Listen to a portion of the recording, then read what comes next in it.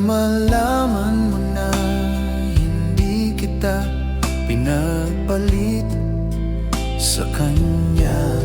Ako ay kanyang inakit na hindi ko nalabanan. Alam niya ang tungkol sa iyo, sinabi ko yun nung una pa. Wala lang daw sa kanya yun dahil wala ka naman daw dito. Alam niyang ikaw ang mahal ko dahil inakit lang niya ako. Ayoko nang magkita pa kami.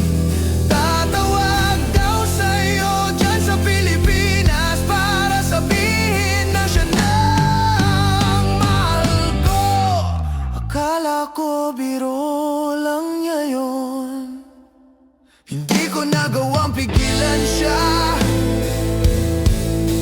at di ko nagawang sabihan kaagad, dahil takot akong malaman mo na kahit ano pa ang dahilan ay mali pa rin ang aking ginawa.